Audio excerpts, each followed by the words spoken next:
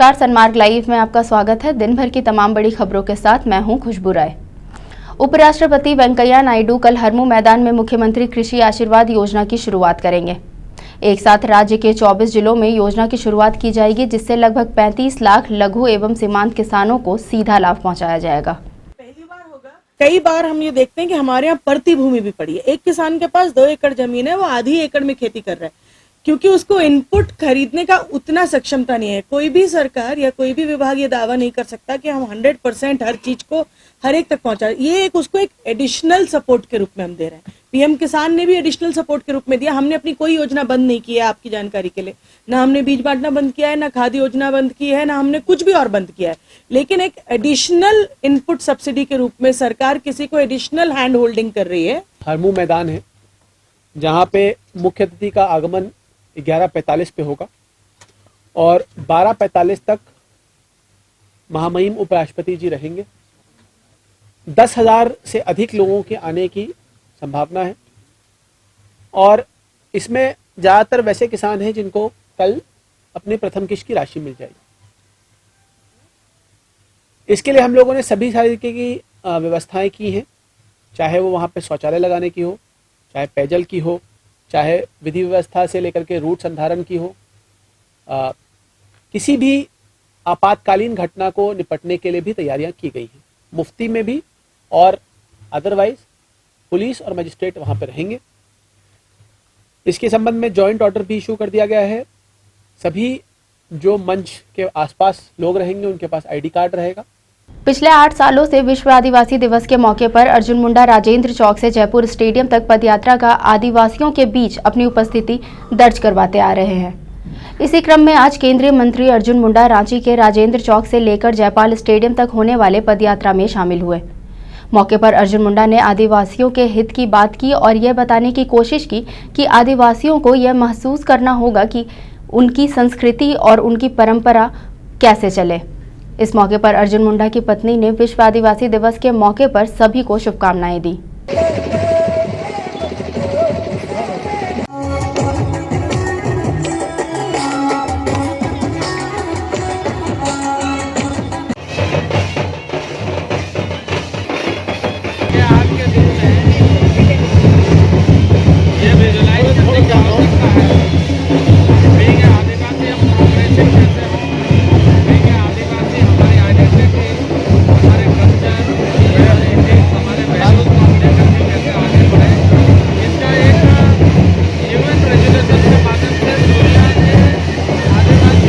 विश्व आदिवासी दिवस पर सभी संगठनों द्वारा झांकियां निकाली गई। नेता प्रतिपक्ष हेमंत सोरेन ने इस अवसर पर आदिवासियों के हित की बात करते हुए रघुवर सरकार पर जमकर निशाना साधा और मौजूदा सरकार पर आदिवासियों को ठगने का आरोप भी लगाया। संघर्ष की भी अपील करता हूं कि किस तरीके से आदिवासियत पर हमला पूरे दुनिया में पूंजीपति व्यापारियों को द्वारा चलाया जा रहा है और उस षड्यंत्र को हमें हर हाल में नाकाम करना होगा, नहीं तो आदिवासियत समाप्त हो जाएगी। सभी राजनीतिक दलों ने आज आदिवासी दिवस पर आयोजित कार्यक्रम में भाग लिया। कांग्रेस ने भी आदिवासियों के उत्थान की बात की। मौके पर कांग्रेस नेता सुबोधकांत सहाय ने क्या कहा, आप भी सुनिए।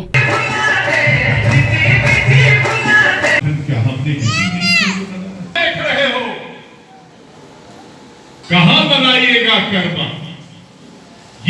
आज अंतर्राष्ट्रीय, आप जानते हैं, आदिवासी दिवस है। झारखंड सबसे बड़ा, अगर इस दिन में उसका मूल्यांकन करने का अगर कोई ज़रूरत है तो आदिवासियों के सामाजिक, राजनीतिक और सांस्कृतिक सुरक्षा का सवाल। झारखंड के आदिवासी पे खतरा खत्म नहीं हुआ। CNT-SPT एक्ट भले ही ठंडे बस्ते में डाला गया हो, लेकिन भूमि अधिग्रहण बिल के माध्यम से रघुवर दास ने वो काम करने का ठान लिया है।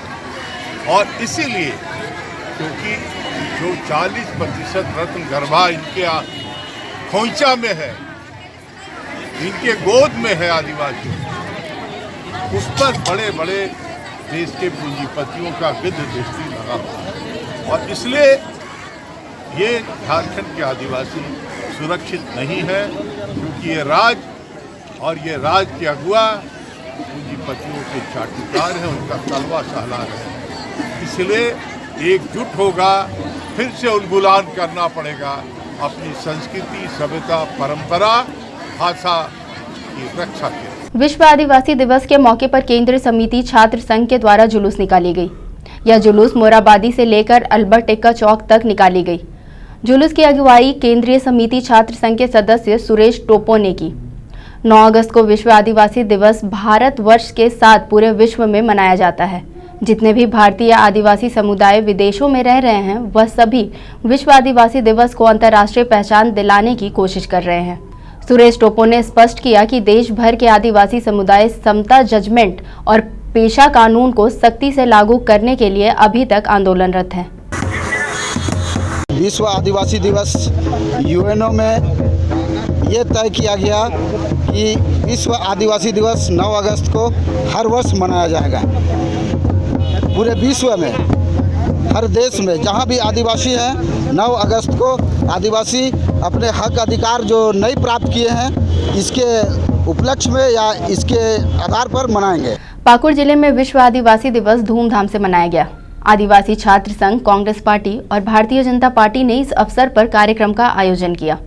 कांग्रेस पार्टी के विधायक दल के नेता आलमगीर आलम ने आदिवासी समाज को एकजुट करने पर बल दिया। वहीं लिट्टीपाड़ा में इस अवसर पर सांस्कृतिक कार्यक्रम का आयोजन भाजपा द्वारा किया गया, जिसका उद्घाटन पूर्व सांसद सोम मरांडी ने किया।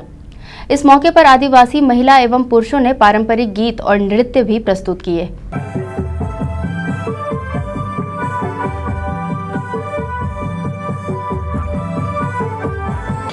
विश्व आदिवासी दिवस और क्रांति दिवस 9 तारीख को हमारे राष्ट्रपिता महात्मा गांधी के क्विट इंडिया इंग्लिश जो नारा लगाए थे और क्रांति का शुरुआत।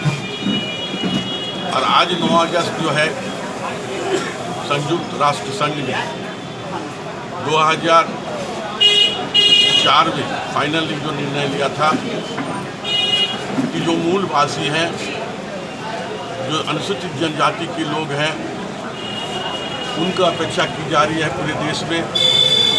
उनकी गरीबी, अशिक्षा, कुपोषण, बेरोजगारी, इन तमाम मामलों को लेकर यूएन ने बहुत समीक्षा करने के बाद 9 अगस्त को आदिवासी दिवस को मनाने के लिए विधानसभा चुनाव को देखते हुए सभी पार्टियां सदस्यता अभियान चला रही है ताकि वोटरों को लुभाया जा सके।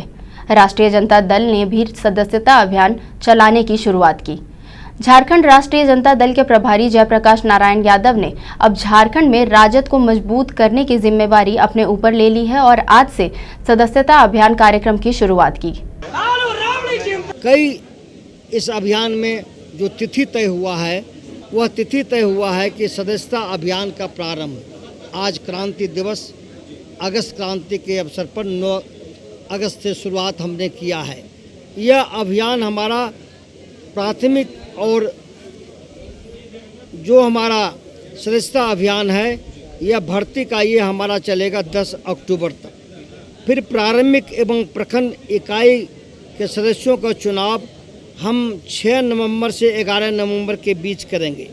प्रदेश अध्यक्ष, राज्य कार्यकारिणी के सदस्यों तथा राष्ट्रीय परिषद के सदस्यों का चुनाव की तिथि 27 नवंबर से लेकर 2 दिसंबर के बीच होगा और फिर अंत में राष्ट्रीय परिषद की बैठक में राष्ट्रीय अध्यक्ष का चुनाव एवं नवनिर्वाचित राष्ट्रीय अध्यक्ष की अध्यक्षता में राष्ट्रीय जनता दल का खुला अधिवेशन होगा। तो राष्ट्रीय जनता दल जिन विचारों से लैस है, उन विचारों को हम बेहतर तरीके से फैलाने का काम करेंगे। झारखंड सरकार की ओर से सभी कॉरपोरेट सेक्टर को सोशल रिस्पॉन्सिबिलिटी प्रोविजन के तहत बड़ी बड़ी कंपनियों को अपनी 2% की कमाई झारखंड के विकास के लिए खर्च करना होता है, लेकिन यह खर्च नहीं हो पा रहा है। आने वाले दिनों में इन पैसों का संगठनों के माध्यम से कैसे खर्च किया जाए, इस पर आज लीड्स द्वारा कार्यक्रम का आयोजन किया गया।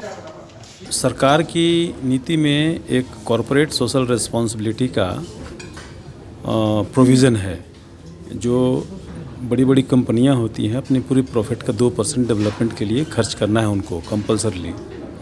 लेकिन ये खर्चा झारखंड में नहीं हो रहा है या देश के किसी हिस्से में उस हिसाब से नहीं हो रहा है।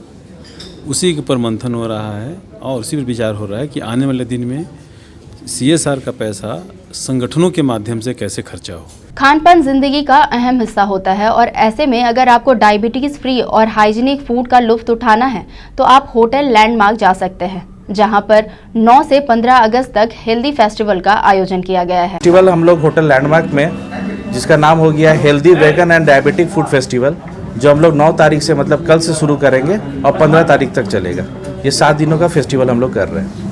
अब वेगन फूड क्या होता है कि जिसमें कोई मिल्क प्रोडक्ट नहीं रहेगा, कोई मीट प्रोडक्ट नहीं रहेगा। इसको भी ध्यान में रखते हम लोग एक vegan food festival, healthy vegan food festival कर रहे हैं और साथ में डायबिटिक जो है उनके लिए भी हम लोग उस हिसाब से मेनू तैयार किए हैं। लंच का टाइमिंग होगा दोपहर 12 बजे से लेकर 3 बजे तक और डिनर का टाइमिंग होगा 7 बजे से लेकर 10:30 बजे तक। आज के लिए बस इतना ही। दिन भर की तमाम बड़ी खबरों से अपडेट रहने के लिए सनमार्ग लाइव को सब्सक्राइब करें। नमस्कार।